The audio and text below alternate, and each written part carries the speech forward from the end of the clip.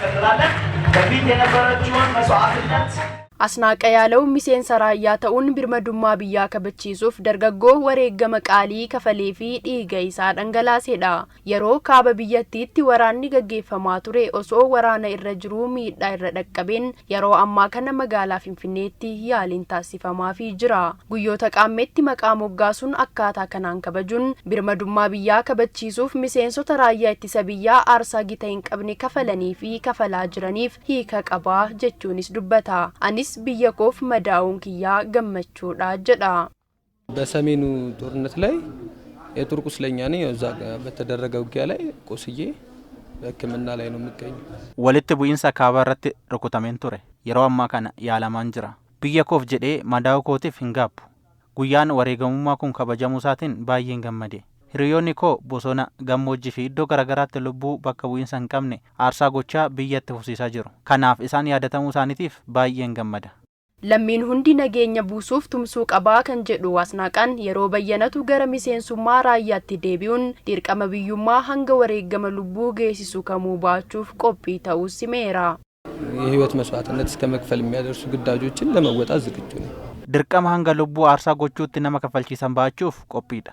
Kaayyoon keenyas lubbuun keenyas biyya keenya. Kanaaf daangaa hanga daangatti yeroo deemnu gargaarsa nu barbaachisu hundaaf hawaasni akka nu bira dhaabbatuun barbaada.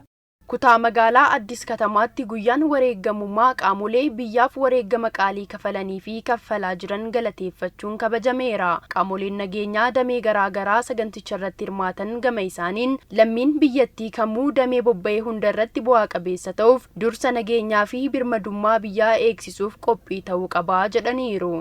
Daldalaa irrattis ta'e wareegama barbaachisaa, misooma irrattis ta'e wareegama barbaachisaa, nageenyi wareegama barbaachisaa. Kanaaf dhaloonni amma wareegama nageenyaa irratti ta'e, kan misoomaa irratti ta'e, kan daldalaa irratti ta'e sammuu qulqulluudhaan itti kakka'uu qabu, itti of qopheessuu qabu. Biyyi keenya yoo nagaa taate malee inni daldalus, inni oomishus, inni siyaasa irratti bobba'us bu'aa hin qabu nageenyi yoo hin jirre. Kanaafuyyuu kamiisa nageenya irratti bobba'uu qabu. Kamiinsaatuyyuu dipaartimentii fedha irratti kan hirmaatee hojjechaa jiru dursa nageenyaaf kennuu qaba. Nageenya keessatti immoo wareegama kaffaluun dirqama. Wareegamni dirqama waan ta'eef kana irratti of qopheessuu qabu. Abboonni keenya dhalootaa dhalootatti dabarsaa kan dhufan wareegama haddaatu ture.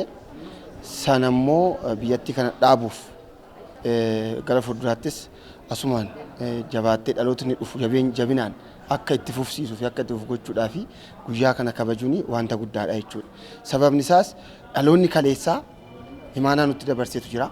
Imaanaa kana immoo dhaloota dhufutti dabarsuudhaaf nuti har'aan teenye irratti haasofne irratti mari'annee dhaloota dhufutti dabarsuun dhaloonni dhufus immoo nurraa wanti fudhatu wanta jiruu fi guyyaan har'aa guyyaa guddaadha jechuudha naaf.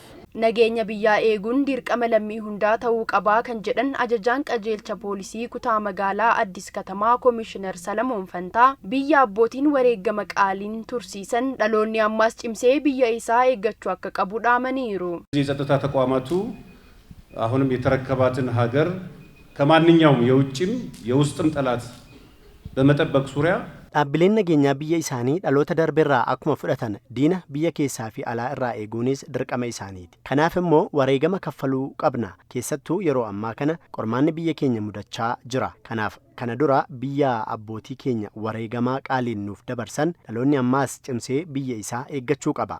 Saganticha irrattis mariin paanaalii kan gaggeeffame yoo ta'u dhaabbilee nageenyaa fi qaamolee biyyaaf oolmaa guddaa oolaniif beekamtiin laatameera.